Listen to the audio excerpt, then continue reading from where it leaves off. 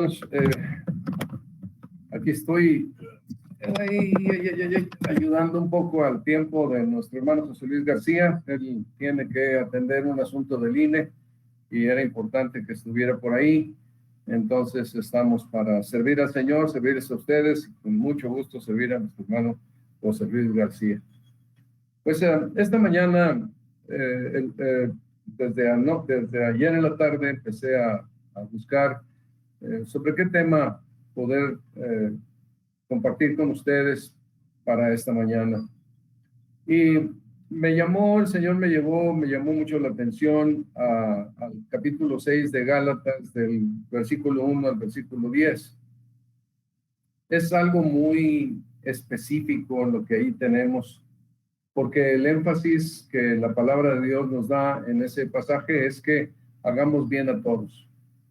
Este es un énfasis, o todos, creyentes, no creyentes, todos. Es algo así como ama a tu prójimo como a ti mismo, todos. O sea, no hay ninguna variación en esto. Para no entretenerme mucho en la lectura, voy a leer nada más del versículo 6 al versículo 10 y explicar los versículos anteriores. Entonces, déjenme tomar la lectura del versículo 6 al versículo 10 de Gálatas, capítulo 6. El que es enseñado en la palabra, haga partícipe de toda cosa buena al que lo instruye. No os engañéis, Dios no puede ser burlado, pues todo lo que el hombre sembrare, eso también segará. Porque el que siembra para su carne, de la carne segará corrupción, mas el que siembra para su espíritu, para el espíritu, del espíritu segará vida eterna. No nos cansemos, pues, de hacer el bien, porque a su tiempo segaremos si no desmayamos. Así que según tengamos oportunidad, hagamos bien a todos, mayormente a los de la familia de la fe. Hagamos bien a todos, mayormente a los de la familia de la fe. Es muy interesante que aquí el apóstol Pablo ya está terminando de escribir la epístola a los Gálatas. Es el último capítulo. Y pues él ha estado argumentando, escribiendo a los Gálatas porque ellos habían perdido el rumbo en cuanto a la sana doctrina. La doctrina de la gracia la habían puesto a un lado y entonces ellos habían tomado la doctrina de las obras. Entonces ellos pusieron en el lugar de la gracia el esfuerzo humano para agradar a Dios. Esto no era lo que el Evangelio con el Evangelio les había predicado el apóstol Pablo. De tal manera fue el trastorno que vino a la vida de los Gálatas, que el apóstol Pablo les dice ahí en el capítulo 5, versículo 7, vosotros corríais bien. ¿Quién os estorbó para no obedecer a la verdad? Dejaron algo, tomaron otra cosa que les inmediatamente trajo problemas, dificultades a la vida de la iglesia de aquellos hermanos. Habían dejado, como dije, la doctrina de la gracia y tomado el mundo legalista, el mundo religioso de obras. Y este mundo religioso de obras es un mundo egoísta. Nunca se caracterizarán los legalistas en ayudar a otros, porque siempre estarán juzgando a todos, siempre estarán haciendo diferencias, siempre estarán siendo ellos la medida de todo lo demás y despreciarán, descalificarán, no ayudarán, no tendrán de ninguna manera un espíritu humilde, sino un espíritu arrogante de su riqueza espiritual, entre comillas. El legalista vive juzgando a todos y por eso mismo, esto que no se nos olvide, todo legalista vive juzgando a todos y por lo mismo no tiene la menor intención de ayudar. Y lo que es más difícil es que conforme pasa el tiempo, se hace una persona de mayor insensibilidad a los que fallan a Dios. 10 versículos antes de empezar el capítulo 6, les dice el apóstol Pablo describe el apóstol Pablo la manera en que ellos estaban viviendo. Pero si están siempre mordiéndose y devorándose unos a otros, tengan cuidado, corren el peligro de destruirse unos a otros. Como legalistas, estaban usando la libertad como ocasión para la carne. En lugar de servirse por amor unos a otros, estaban buscando cumplir la ley y se olvidaban del mandamiento que cumple la ley. El mandamiento que cumple la ley es: amarás a tu prójimo como a ti mismo. Pero ellos estaban muy afanados en lograr agradar a Dios, fijándose solamente en ellos, en sus méritos, en sus asuntos, olvidándose de servir a los demás. Por esa razón, estos creyentes en Gálatas, cuando escucharon a los legalistas y tomaron esas doctrinas, entonces acabaron mordiéndose y devorándose unos a otros, corriendo el peligro de destruirse unos a otros. Y la verdad, hermanos, es que hay muchas iglesias así el día de hoy que tienen pleitos profundos en medio de la iglesia y cosas muy serias, como se ofenden y se maltratan en medio de la comunión de la iglesia cristiana. Es un absurdo. En este capítulo 6, el apóstol Pablo invita a los Gálatas, pues en estos 10 versículos, invita a los Gálatas a hacer a un lado el egoísmo, producto del legalismo que estaban practicando, y centrarse en amar a su prójimo como a sí mismos, cuidando unos de otros, ayudándose a llevar las cargas de la vida, cumpliendo así la ley de Cristo, la ley del amor, con humildad y sencillez. Por eso el versículo 10 concluye con esta declaración. Así que según tengamos oportunidad, hagamos bien a todos y mayormente a los de la familia de la fe. Cuando comenzamos desde el versículo 1, el apóstol Pablo, observamos que el apóstol Pablo da 3 instrucciones a 3 tipos diferentes de creyentes. Vamos a decir que una instrucción es para los de mayor madurez espiritual, otra instrucción es para los creyentes que están estables y firmes en la fe, la mayoría, y otra para los que están iniciando la vida cristiana, siendo enseñados por otros. El apóstol Pablo instruye a todos, a los más fuertes, a los más estables y a los nuevos, y todos deberían de caminar sobre el mismo tema y asunto importante de la vida cristiana. Así que, según tengamos oportunidad, hagamos bien a todos, mayormente a los de la familia de la fe. No lo olvidemos, hermanos. Esta es la razón de nuestra vida cristiana y es el poder del evangelismo. Con esto nosotros podemos alcanzar a otras personas para que vengan al conocimiento del Señor.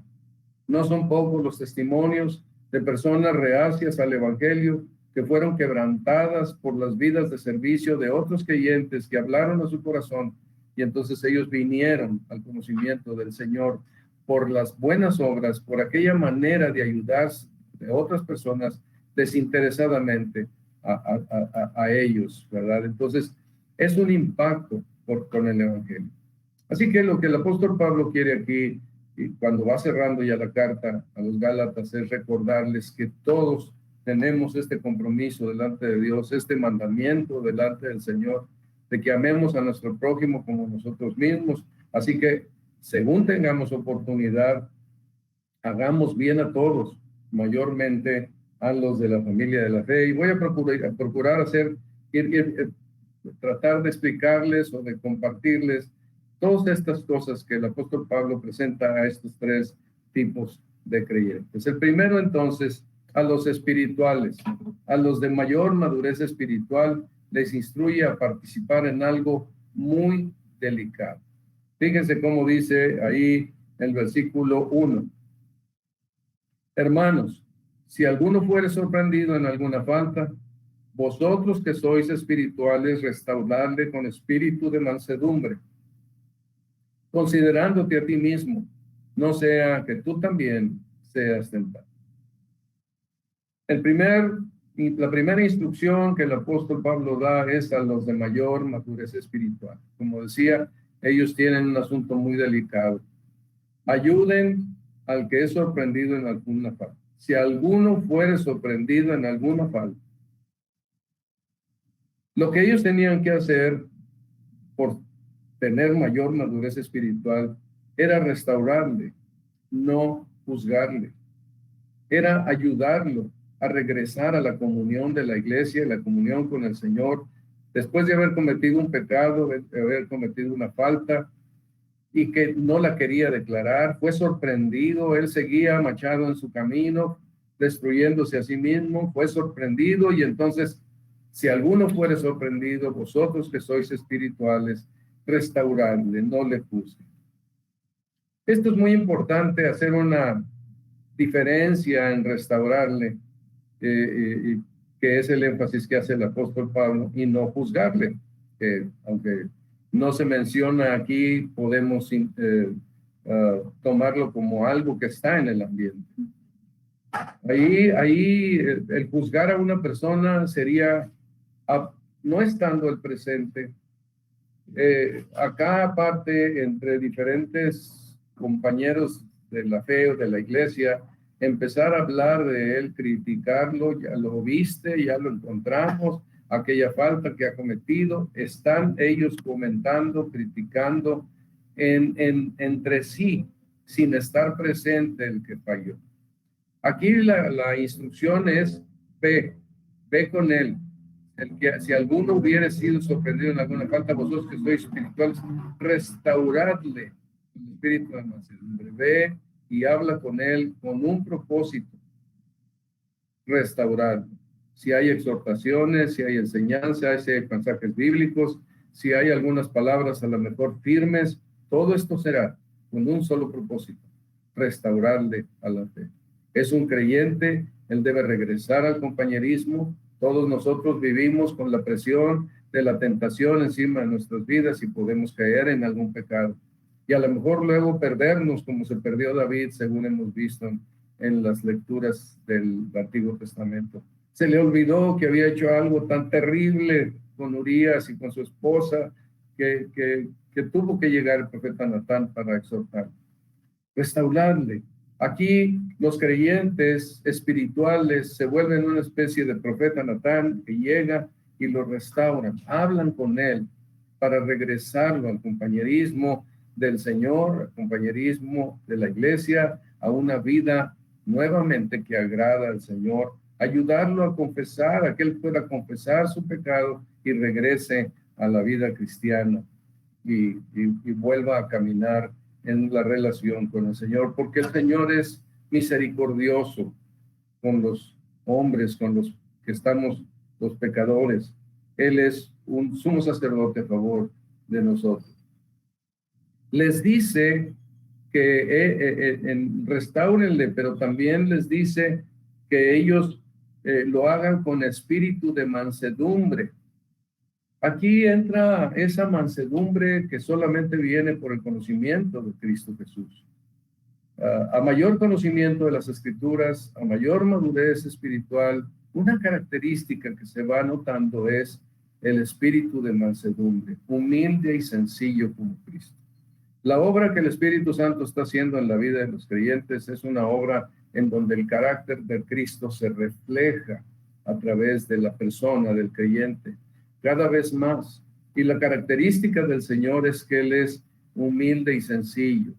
Aprended de mí que soy manso y humilde. Esta es la realidad de la vida de Cristo, como Él fue en este mundo. Y cuando se manifiesta la vida del Señor, también así sucede en nuestras vidas. Con espíritu de mansedumbre. ¿Por qué? Considerándote tú, porque también tú puedes llegar a ser tentado y puedes fallar.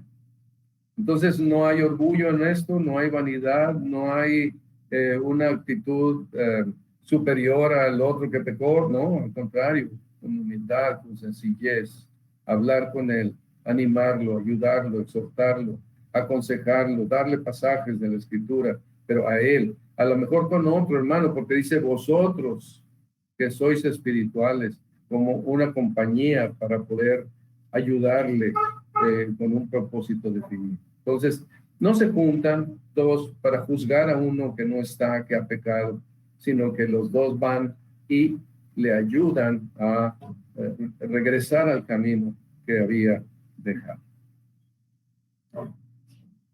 Enseguida da otra instrucción para toda la iglesia. En el versículo 2 dice, sobrellevad los unos las cargas de los otros y cumplid así la ley de Cristo. Esto es como más general, ya no se refiere a los espirituales, se refiere a toda la iglesia. Toda la iglesia tiene el compromiso delante del Señor de sobrellevar la carga del hermano. Y el hermano tiene el compromiso delante de Cristo, delante del Señor, de sobrellevar mi carga. Entonces, todos nosotros hacemos esto. La realidad es que con mucha frecuencia en la vida de la iglesia se necesita la ayuda mutua, en que unos a otros nos animemos. Yo creo que muchos de ustedes lo hacen cuando alientan a otros, animan a otros, saben de que alguien está padeciendo, saben que alguien a lo mejor está tentado a algo y van, le ayudan, le aconsejan, le animan, porque este es el propósito. Pero aquí llevamos las cargas que pueden ser cargas de enfermedad, pueden ser cargas a lo mejor económicas, pueden ser cargas de una pérdida muy fuerte, sea económica o familiar, puede ser muchas cosas, y ahí es donde la obra del Espíritu Santo, la obra del Señor Jesucristo a través de la iglesia, usa a todos los creyentes para sobrellevar las cargas los unos de los otros. Y cumplimos así la ley de Cristo. Ustedes recordarán que el Señor Jesucristo les dijo en Juan 13:34 a los discípulos, un mandamiento nuevo os doy, que os améis unos a otros como yo os he amado, que también os améis unos a otros. Aquí no se trataba del amor de Pedro a los demás, se trataba del amor de Cristo en Pedro a los demás y el amor de Cristo en los demás hacia Pedro. Aquí es el mandamiento nuevo y esta es la ley de Cristo, que nos amemos los unos a los otros. Es el mandamiento de Dios, es el mandamiento dado en el Sinaí, es el mandamiento repetido una y otra vez, que amemos a nuestro prójimo como a nosotros mismos. Pero cuando ya estamos en la familia de la fe, ese prójimo se constituye en un familiar, alguien muy cercano, y entonces con más razón llevamos las cargas los unos de los otros, cumpliendo así la ley de Cristo, la ley del amor, la ley en donde los discípulos son reconocidos como discípulos del Señor porque se aman unos a otros. En esto conocerán que sois mis discípulos, si tuvierais amor los unos por los otros. Aquí hay algo que me gusta agregar cuando pienso en este pasaje, y es cuando en Mateo el Señor Jesucristo dice, Mateo 11:29, sobrellevad mi yugo sobre vosotros y aprended de mí, que soy manso y humilde de corazón, y hallaréis descanso para vuestras almas. Aquí estamos, y el Señor Jesucristo nos está invitando a llevar un yugo, a llevar una carga con Él, pero al llevar esa carga con Él, aprendemos de Él algo que es sumamente importante. Él es manso y humilde de corazón. Esto tiene que ver, y yo lo conecto con el hecho de que llevemos las cargas unos de otros, cumpliendo así la ley de Cristo, pero tiene que haber ese corazón del Señor Jesucristo cuando hacemos, igual que cuando a los que estaban exhortando al hermano, estaban restaurando al hermano que había caído, había sido sorprendido en alguna falta. Aquí también les está pidiendo que ellos, al estar llevando las cargas unos con otros, lo hagan con el mismo corazón del Señor Jesucristo, con mansedumbre, con humildad. Aprended de mí, que soy manso y humilde de corazón. Esto nos indica que nosotros, si alguien quiere ayudarnos, si alguien quiere llevar la carga con nosotros, Nosotros no tenemos por qué decirle, no, yo me basto a mí mismo, yo puedo solo. No. Dios está mandando que los creyentes nos apoyemos unos a otros y nos ayudemos, y oremos unos por otros, nos animemos, nos alentemos, nos ayudemos económicamente, nos ayudemos en las visitas de salud, en medicinas. Esto es lo esencial en la vida cristiana, es algo esencial de la vida cristiana que nosotros hagamos esto.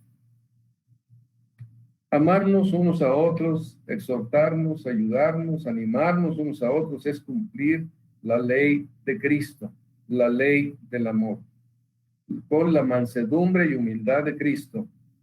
Esto también trae descanso al creyente. Esto significa que nunca se cansará el creyente de seguir adelante ayudando a otros vez tras vez, las veces que el Señor le ponga delante que lo haga. El pensamiento,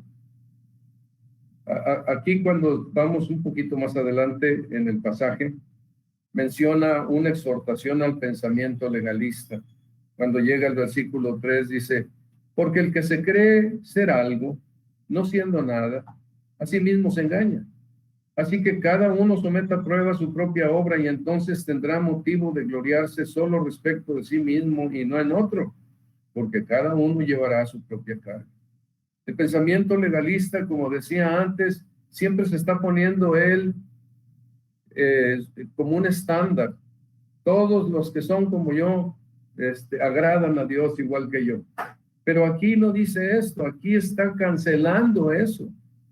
Algunos se cree ser algo, no siendo nada. A sí mismo se engaña.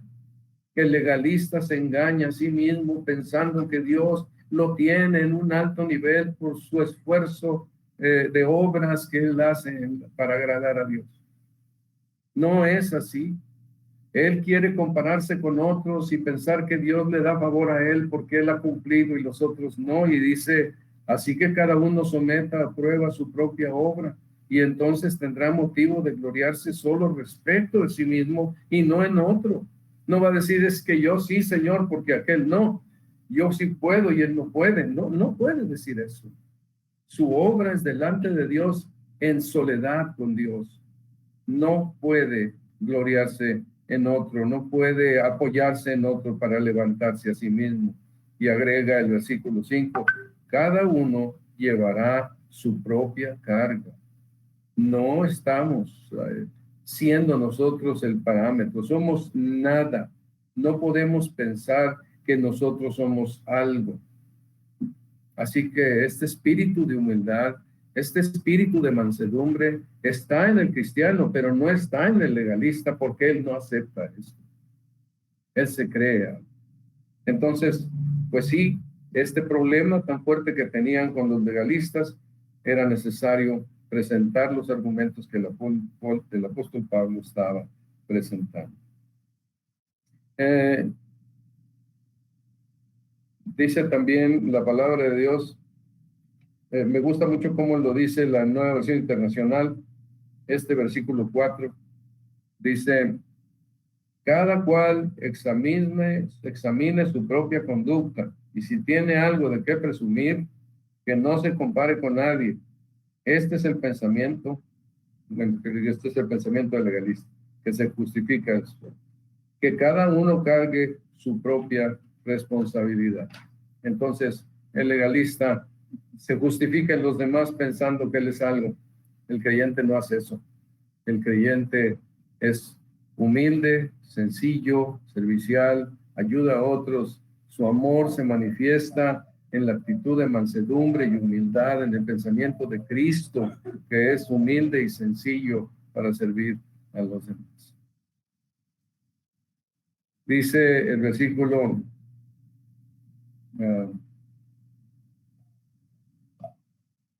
en Filipenses 2, nos muestra este carácter del Señor Jesucristo cuando dice, nada hagáis por contienda o por vanagloria, antes bien con humildad, estimando cada uno a los demás como superiores a él mismo, no mirando cada uno por lo suyo propio, sino cada cual también por lo de los otros.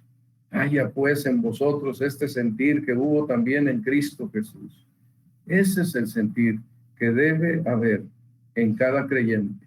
Déjenme decirlo, desde el creyente recién convertido hasta el creyente que tenga mayor madurez espiritual. No se puede perder este sentido, este carácter, esta característica de la vida de Cristo en el creyente. El último punto es el 3, cuando dice el apóstol Pablo ahí, el que es enseñado, vamos al último punto, ¿verdad? Vimos primeramente los espirituales que ayuden a los que han sido encontrados en alguna falta, para todos sobrellevar los unos las cargas de los otros, cumpliendo así la ley de Cristo con humildad y mansedumbre. Y ahora vamos al punto 3 en el versículo 6, es el que es enseñado en la palabra, haga partícipe de toda cosa buena al que lo instruye. El que es enseñado en la palabra. Aquí se está refiriendo, en este versículo 6, está hablando del hermano, no está hablando del hermano de mayor madurez espiritual, ni de los creyentes ya estables y firmes en la fe. Está hablando de los que están iniciando la vida cristiana, los que están siendo enseñados por otros. Es interesante cómo de inmediato el Señor está, la iglesia hacía esto, el apóstol Pablo está instruyéndole aquí al nuevo creyente, le está indicando que tiene que hacer algo en favor del que le ayuda. Es como su primer contacto con hacer el bien a los demás. Es como su primer contacto para hacer el bien a todos, primeramente con el que le enseña. Probablemente en un mundo pagano, idólatra, como en el que aquellos hombres vivían, pues no tenían una vida propiamente de gratitud. Este tipo de maneras honorables de ser no existían en un mundo tan bárbaro como aquel. No eran fácil encontrarlos. Y cuando había algunos que lo hacían, los mataban, ¿verdad? Porque no les gustaba lo que hacían. Pero cuando vienen los creyentes a la fe, entonces ellos deben aprender que esto es una parte importante de la vida cristiana. Entonces, el que le estaba ayudando, el nuevo es un catecúmeno, al que se le está enseñando, y el hermano que lo está enseñando lo está catequizando, lo está guiando, enseñando. Y esta enseñanza, aparte de la doctrina, o por causa de la doctrina, podríamos decir también, se refiere a hacer bien a todos. La enseñanza de hacer bien a todos es medular en la enseñanza de la palabra de Dios y de todo creyente. El creyente que comienza debe de saber que se espera de él que haga el bien, no el mal. Cuando nosotros vemos la vida de Jesús, se dice en el libro de los Hechos, nos explica que cómo Dios ungió con el Espíritu Santo y con el poder a Jesús de Nazaret, y cómo éste anduvo haciendo bienes y sanando a todos los oprimidos por el diablo, porque Dios estaba con él. Una característica de nuestro Salvador es que él hacía bienes, andaba haciendo bienes y sanando a los oprimidos por el diablo. El Hijo del Hombre no vino para ser servido, sino para servir. Es la característica de nuestro Señor. Él es el que pone el modelo a seguir, servir a los demás. También, yendo más adelante, encontramos, por ejemplo, en la carta a los Efesios, algo que impresiona mucho. Dice, porque somos hechura suya, creados en Cristo Jesús para buenas obras, las cuales Dios preparó de antemano para que anduviésemos en ellas. ¿Se imaginan ustedes? El vivir de todo creyente tiene un plan determinado de parte de Dios para hacer buenas obras. No son de Él, son de Dios en Él, son de Dios por medio de Él. Pueden ser de muchas maneras, probablemente algunas sean con una influencia arrolladora, otras pueden ser en el anonimato, unas pueden ser con vidas muy a lo mejor ricas o muy desarrolladas en el mundo secular, y otros pueden ser con poco, con escasez.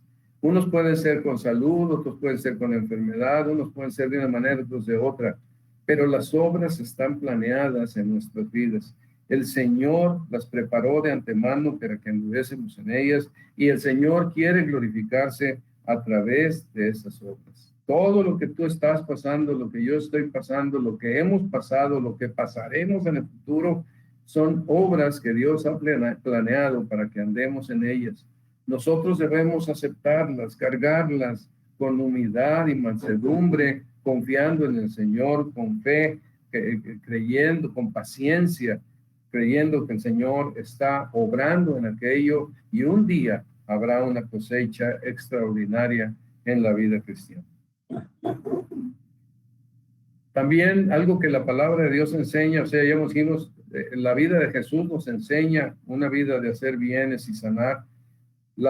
También el plan de Dios para la vida de cada creyente son obras que Dios preparó de antemano para que andemos en ellas. Y un punto más, la vida de todo creyente se debe ocupar de buenas obras.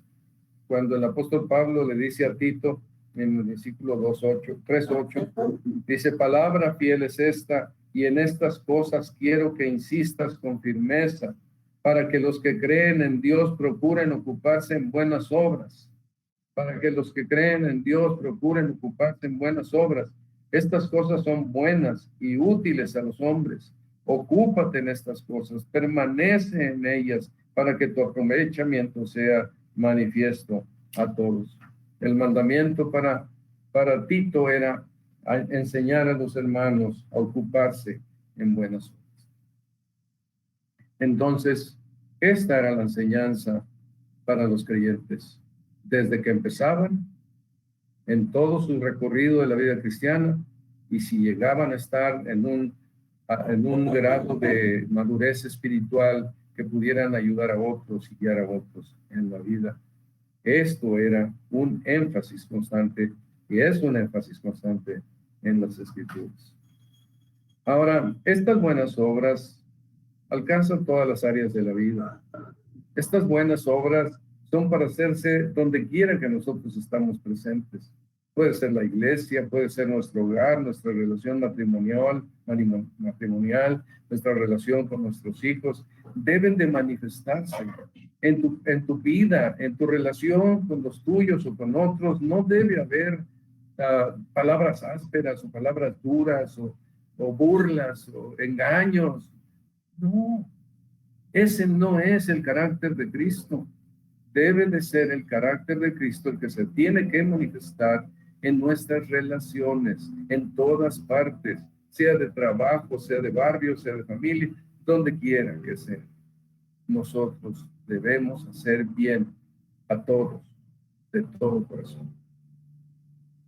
Ahora, el apóstol Pablo en los versículos 7 en adelante, déjenme leerlo, nos explica algo que es muy importante, que es parte de toda la carta de los Gálatas. Dice: no os engañéis, Dios no puede ser burlado, pues todo lo que el hombre sembrar, eso también segará. Porque el que siembra para su carne, de la carne segará corrupción, mas el que siembra para el espíritu, del espíritu segará vida eterna. Una de las enseñanzas que nosotros tenemos en la Escritura es que tiene que ver con la enseñanza de la gracia de Dios, y que esta mañana nuestro hermano José Luis estaba comentando y compartiendo con nosotros a preguntas que se hicieron en el estudio. Una de las enseñanzas es que no debemos engañarnos.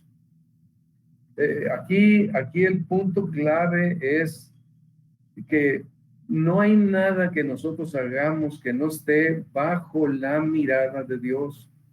Él está juzgando nuestras vidas. Nuestras vidas pueden ser vidas que siembren, y eso es lo que utiliza aquí, para su carne, o vidas que siembren para el espíritu. Aquí es el que siembra, y siembra para la carne, habrá una cosecha. Si siembra para el espíritu, habrá otra cosecha. El que siembra para la carne, segará corrupción. El que siembra para el espíritu, segará vida eterna.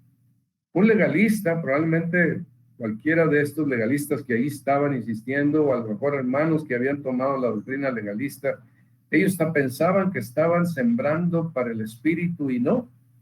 Con esas actitudes legalistas de hacer obras para agradar a Dios, lo que estaban haciendo era sembrar para la carne y iban a cosechar corrupción, o sea, desbaratado, no había nada.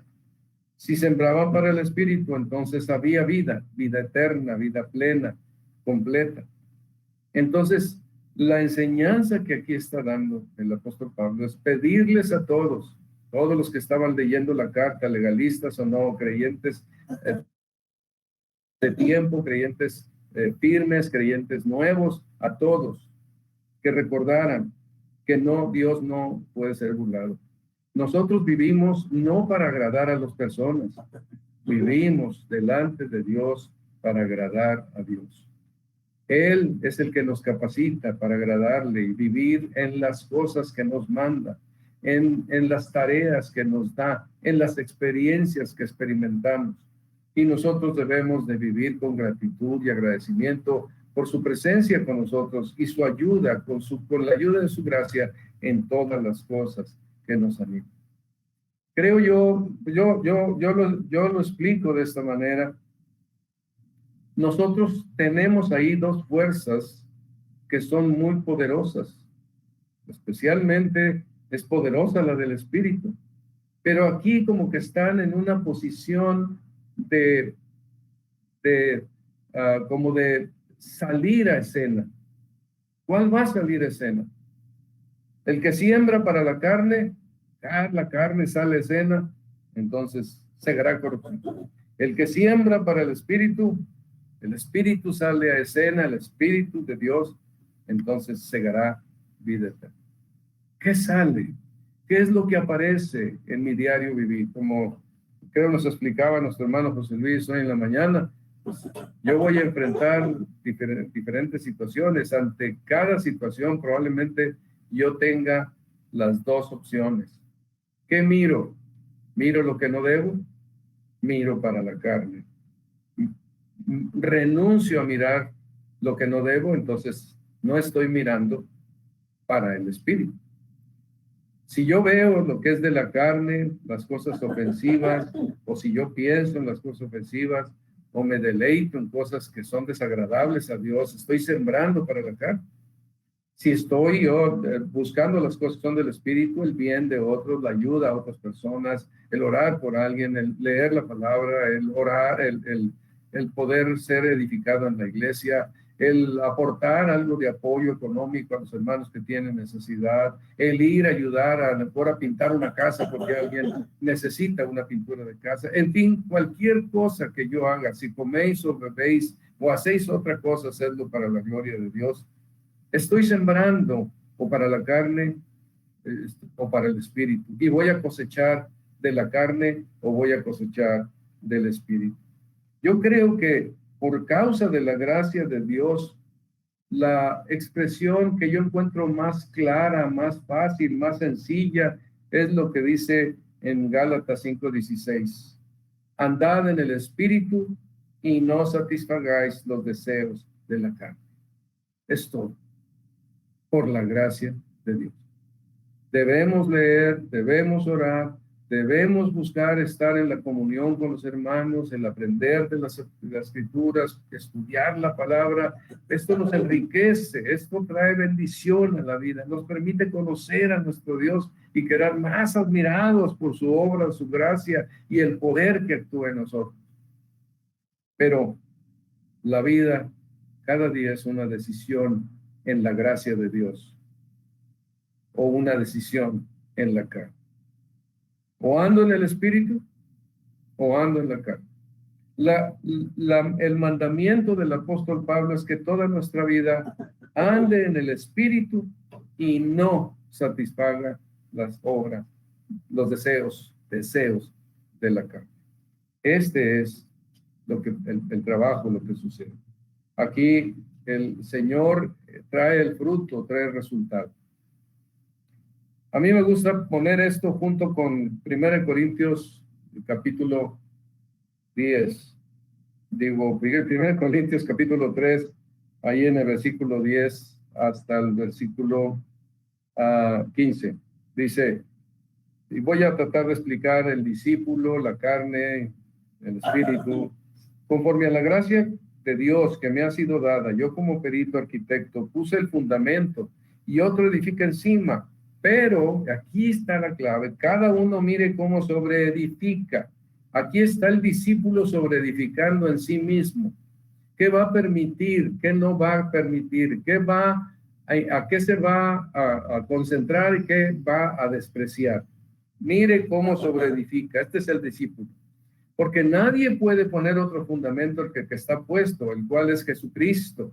Y si sobre este fundamento, observen esto, alguno edificare oro, plata, piedras preciosas, el espíritu, madera, heno, hojarasca, la carne.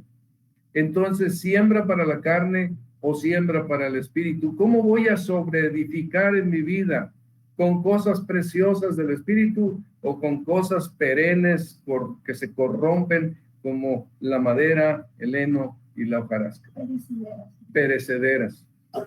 Entonces, ¿cómo voy a edificar en mi vida? Una cosa u otra voy a hacer. Pero luego sigue diciendo el pasaje, la obra de cada uno se hará manifiesta, se traerá un fruto, habrá una cosecha, la obra de cada uno se hará manifiesta porque el día la declarará, pues por el fuego será revelada y la obra de cada uno, cual sea, el fuego la probará, el fuego de la presencia del Señor, del juicio de Dios. Si permaneciere la obra de alguno que sobreedificó, recibirá recompensa, segará vida eterna. Si la obra de alguno se quemare, sufrirá pérdida. Si bien él mismo será salvo, aunque así como por fuego, de la carne segará corrupción. Aquí lo podemos trasladar. ¿Cómo estoy edificando mi vida? ¿Qué estoy permitiendo que se edifique en mi vida? ¿En qué estoy ocupando mi vida también? ¿Hacer el bien o para cosas de la carne? Y esto es una fuerte exhortación para cada uno de nosotros. Esto es muy importante tomarlo en cuenta. Siembra para su carne, siembra para su espíritu. Si siembra para la carne, segará corrupción. Si siembra para el espíritu, segará vida eterna. Una persona legalista que pensaba que por hacer obras buenas él iba a alcanzar una gloria delante de Dios, era corrupción lo que iba a encontrar. Y una persona que con humildad estaba sirviendo a los demás, no considerándose ser alguien, sino sirviendo, ayudando, ser alguien con el Espíritu de Cristo, considerando a los demás como superiores a sí mismo, ocupándose de sus necesidades, entonces del Espíritu segaría vida eterna. Un último punto aquí, hermanos, como conclusión. Un creyente verdadero no se resiste a servir a los demás. Es parte de su vocación puesta por el Espíritu Santo en su vida. Por malas que sean las experiencias de servir a los demás, sigue adelante. Siempre recuerdo un hermano que me llamó un día, un buen hermano, que se dedicaba a componer computadoras. Y en un día me habla una mañana allá en Jalapa y me dice, fíjate que el Señor ha puesto en mi corazón llevarte una computadora para que la uses. Y pues quiero llevártela. Y bueno, él quedó de llevármela, yo pues le agradecí mucho. Pero la cosa es que cuando él llega a la casa, entonces un policía lo persigue y le levanta una multa que yo creo que no tenía que habérsela levantado. Él se equivocó porque la calle siempre tenía dos sentidos y en ese día o el día anterior algo así lo habían cambiado, yo no me había dado cuenta y ahora ya nada más tenía un sentido. Él entró en el sentido contrario y el policía llegó exactamente en el momento que estaba llegando a mi casa y le levantó mi casa. Y yo pienso, bueno, él bajó ya que recibió su nota, ¿verdad?, de infracción. Se bajó, llegó allá conmigo y le digo, oye, siento mucho que esto pasó. Dice, no te preocupes, aquí estoy, con mucho gusto. aquí está la computadora, úsala y que te sea útil. Y estuvimos usando la computadora. Mi falta fue no haberle ofrecido, oye, yo pago la multa. No me acuerdo. Debí de haberlo pensado, de haber sido más sensible a esto. Y ahora que lo pienso, digo, caray, qué pena, ¿verdad? Pero no lo hice. Y él siguió haciendo el bien, a pesar de que no le fue muy bien al hacerme ese bien y tener que pagar una multa. Así es cuando nosotros hacemos un servicio al Señor. Muchas veces Dios permite que haya cierto dolor cuando ayudamos, cuando apoyamos a alguien, o cierta espera, o cierto aparente fracaso, o cierta situación contraria cuando hacemos el bien. Pero eso precisamente pone a prueba que nosotros estamos sembrando para el Espíritu. Esto es una claridad. Dice el versículo 2 Corintios 5, 14 y 15, porque el amor de Cristo nos constriñe pensando esto, que si uno murió por todos, luego todos murieron, y por todos murió para que los que viven ya no vivan para sí, sino para aquel que murió y resucitó por ellos. Ahora vivimos para el Señor. Y al vivir para el Señor, servimos a los demás. Servimos llevándoles el Evangelio, predicando la palabra, ayudando con dinero, ayudando con trabajo, ayudando con ánimo, ayudando con presencia, ayudando con oración, ayudando en muchas maneras y formas. Lo que Dios ponga en nuestro corazón, Dios nos guía a cada uno de nosotros. Ayudamos a los demás, ayudamos a otros. Hermanos, esto es lo que la palabra de Dios nos dice, que hagamos bien a todos. Ahora, ya aquí un punto, este punto es clave, aquí ya con esto termino. No nos cansemos, pues, dice ahí el versículo 9, no nos cansemos, pues, de hacer bien, porque a su tiempo segaremos y no desmayamos. Y como decía ahorita, hermanos, pues hacer el bien a veces tiene un factor de paciencia, perseverancia, no cansarse, no desmayar, que tome su tiempo la respuesta que quisiéramos ver y requiere de fe del Espíritu de Dios en nuestras vidas. Todo esto está en el control de Dios, no está en el control de nadie. Él es el que controla. A veces tú harás algo que tiene una respuesta inmediata y a veces no, habrá una espera que pudiera llegar a cansar, pero Dios usa esto para que nosotros crezcamos, maduremos y sobre todo, lo más importante, glorifiquemos su precioso nombre. Estamos relacionados con Él, vivos, muertos, si sufrimos, si no sufrimos, si nos va bien, si nos va mal, estamos relacionados con Él. Ya no vivimos para nosotros, vivimos para Él. Y es el que queremos nosotros glorificar, y el Espíritu y el amor de Cristo nos constriñe a esto. No nos cansemos de hacer el bien, esperemos, confiemos, seamos pacientes, sigamos haciendo el bien, no nos cansemos, porque las obras de la carne son, ya basta, ya no le sigas, ya ayudaste mucho. Como a veces le digo a mi esposa, ya hice la buena obra del día, no me pides que haga otra. No, no es así. Seguimos conforme, porque es el Señor el que nos pone lo que tenemos que sembrar. Hagámoslo confiadamente, descansadamente. Y déjenme decirlo así como un grito, ¿verdad? Así es la vida cristiana. No hay otro camino. Así es. Y luego dice, así que según tengamos oportunidad, hagamos bien a todos, mayormente a los de la familia de la fe. Cada vez, hermano, que haya una oportunidad, aprovéchala. Dios te la está dando. Así que según tengamos oportunidad, cuando Dios te presenta algo, cuando Dios te hace pensar algo, cuando Dios te hace sensible a algo, alguna necesidad, algún asunto de algún hermano, actúa. Actúa. Haz bien a todos, creyente, no creyente, pero sí en una manera especial, mayormente a los de la familia de la fe. Dios nos guiará para ayudar a quienes no son creyentes y más intensamente para los que son creyentes. La oportunidad de servir la da el Señor. Nosotros solamente obedecemos con paciencia, esperando los tiempos de Dios con humildad, sin cansarnos, sin desmayar, en fe, y andaremos con gozo en la vida cristiana. Y me gusta, para terminar, esto que dice el apóstol Pedro: por lo cual, hermanos, tanto más procurad hacer firme vuestra vocación, ayudar a otros, predicar el evangelio, servir, y elección, de haber sido elegidos por el Señor para estar en esta fe, porque haciendo estas cosas no caeréis jamás, porque de esta manera os será otorgada. Fíjense bien en esto, hermanos. Dios no se queda con las manos cruzadas como yo cuando mi amigo llevó la computadora y no pagué la multa.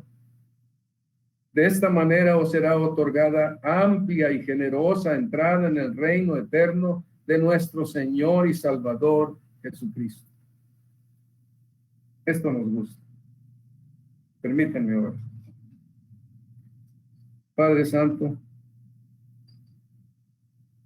ayúdanos a mirar la obra que tú quieres que hagamos cada uno de nosotros.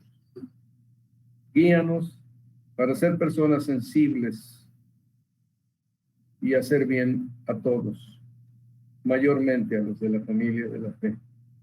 Ayúdanos a entender que esta es la vocación a la que hemos sido llamados, para vivir en este mundo, mientras aquí transitamos, mientras peregrinamos por estos lugares de sombra y de muerte y de tristeza, de penurias diversas. Ayúdanos a ser cristianos que, como una manifestación del Espíritu Santo, nos ayudamos unos a otros de todo corazón. Ayúdanos a ser cristianos que, como una manifestación del Espíritu Santo, oramos los unos por los otros para que podamos ser fortalecidos y sanados y guiados, encaminados, guardados, protegidos. Ayúdanos, Señor, para servirnos unos a otros, mayormente a los de la familia de la fe. Te lo pedimos en el nombre precioso de Cristo Jesús. Amén. Muchas gracias, hermanos. Que el Señor los bendiga. Gracias por su atención.